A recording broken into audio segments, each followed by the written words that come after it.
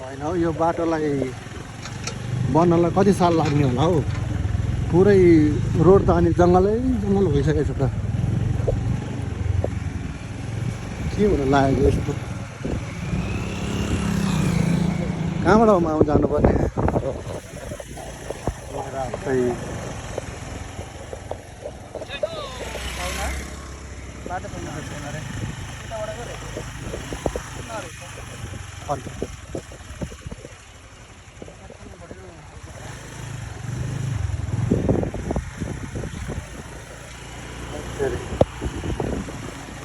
कति साल लाग्यो त यो बाटो गर्नु? म हुँदाखेरि बिग्रेको बाटो हुँदै यार।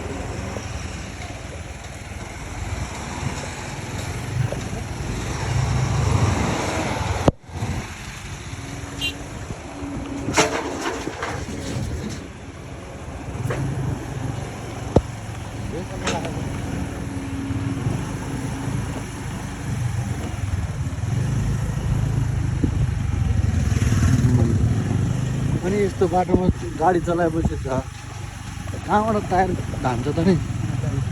6 महिना पनि धान्न त गाह्रो होला। स्कुटरको कति महिनामा चेन्ज हुन्छ माउ? टायर यो सिटीभित्र मात्रै चलाइन्छ। किनेर कति भयो यो 7-8 वर्ष हुन्छ।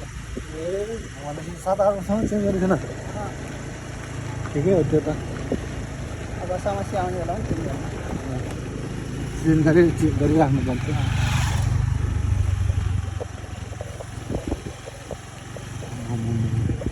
यो बाटो त है पहिला हिँड्दाखेरि त यस्तै थियो, अहिले पनि यस्तै रहेछ यार।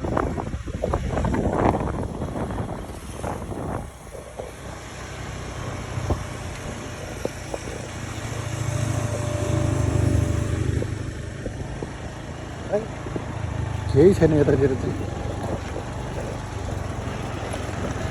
चित्र केही छैन। बस लेक साइडतिर त्यो फेउतालतिर मात्रै बनाइदिन्छ सबैजनाले, यतातिर त मतलबै छैन त। घरहरू टन्नै छ। यो पनि तालै हो त नि, नहेरेछन् यतातिर। अनि कहाँबाट आँखा नगरपालिकाले त काम त ए यताबाट रहेछ क्या आमा है, मेन रोड क्या।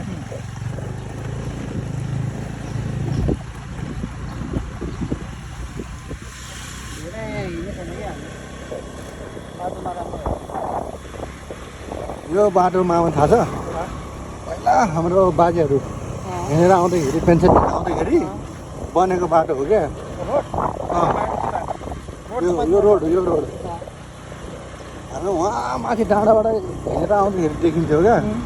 सिधै देखेर ओहो क्या दामी लाग्थ्यो क्या त्यतिखेर। हामी सानै थियौँ त्यतिखेर।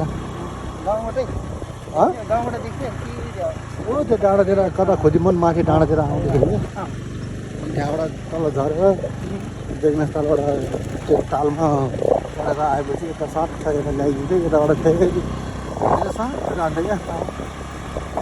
पहिला त हिँडेर आउँदा गाउँतिर त, अहिले पो गाडी गएको त।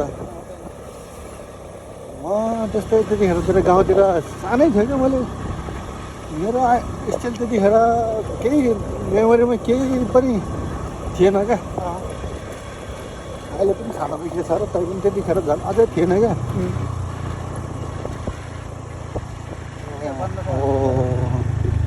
फेरि यहाँबाट कतातिर पुऱ्याइछ फेरि छ बाटो बन्द यता। ओहो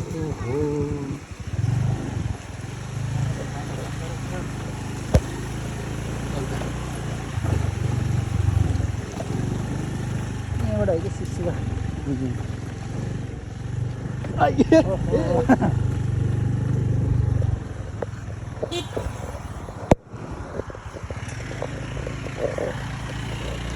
यस रमाइलो रहेछ यो बाटो पनि है। हो रे यो गाडीको पछि पछि जानुपर्छ भरे जाँदाखेरि। मात्रै लान्छ होला नि यो। हाँ? मेन रोड मात्रै लान्छ होला।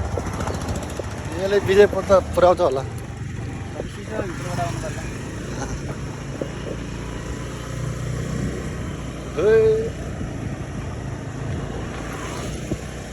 धुलो धुवाले सत्यनाश।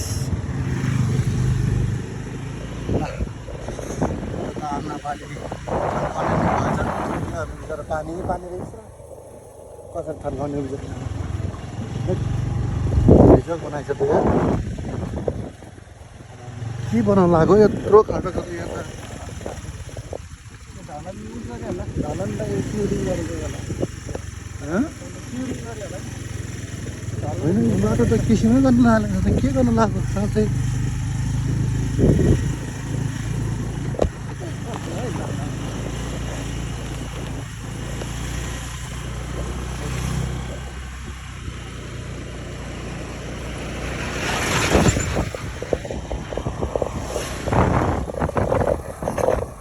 मोबाइल त धुलै भएछ त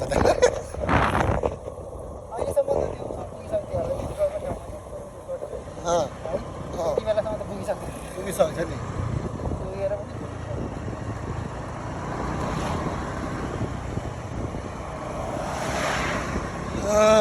हामी आज बेगनास्थल घुम्न जाउँ भनेर निस्केको बाटो खराब हुनुले गर्दाखेरि एकदमै टाइम लाग्यो मोबाइलको आवाज खतमै भएछ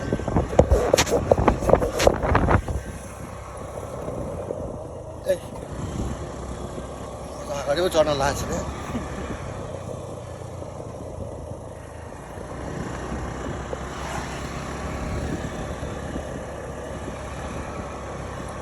पृथ्वी राजमार्ग बनेला बरु यो चाहिँ बन्ला जस्तो लागेन मलाई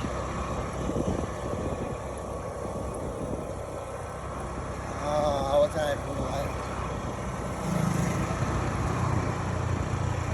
बेगनास्थल छेउछेउ पुगिसक्यौँ करिब करिब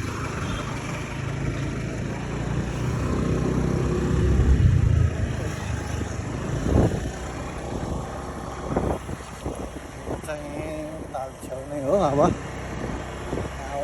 हामी चाहिँ थोरै माथि चढेर मामा तल हेर्नुपर्छ तल हेर्दाखेरि चाहिँ मजाले देख्छ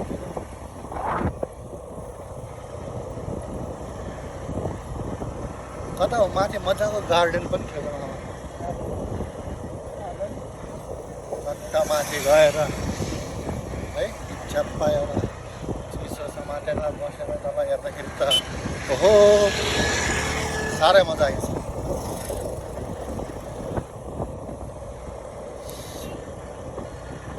ल यता नि बाटो चाहिँ खराब यताबाट चाहिँ के बिजो हो यस्तो आमा त्यही होला यतै गइरहेछ त्यसै बनाउनु लाग्यो ब्रिज बनाउनु लागेको छ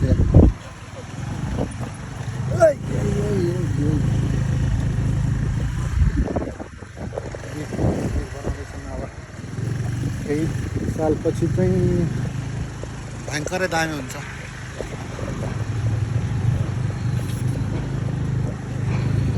यो चाहिँ पृथ्वी राजमार्ग होइन कि यता लमजुङतिरको बाटो पो बनाउनु लाग्छ है क्या हो होइन बनाउन पनि कस्तरी बनाएको फेरि एक साइडबाट सकिँदै ल्याए त हुन्थ्यो नि फेरि अनि ऊ त्यता नि फाल्दैछ यता नि फाल्दैछ मेसो गरेर लिएर आए पो हुन्छ आधा गर्दै गरेर हुन्छ नि यता नि फोड्दैछ नि उता नि फोड्दैछ खट्ने काम गर्दो रहेछ पहिला खट्ने काम पुरा गरिदिँदो रहेछ कति खान्थ्यो नेपाल भरियो त्यस्तो चाहिँ के भयो गरेर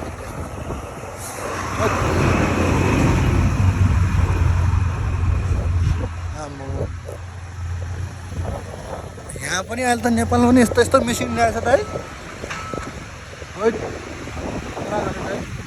अरू यो तालको पानी हो क्या यहाँ भरेपछि उता जम्मामा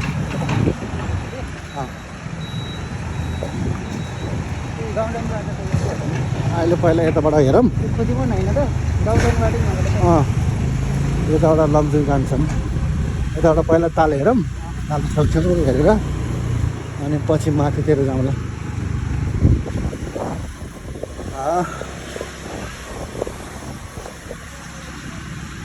फाइनल्ली हामीहरू आइपुगे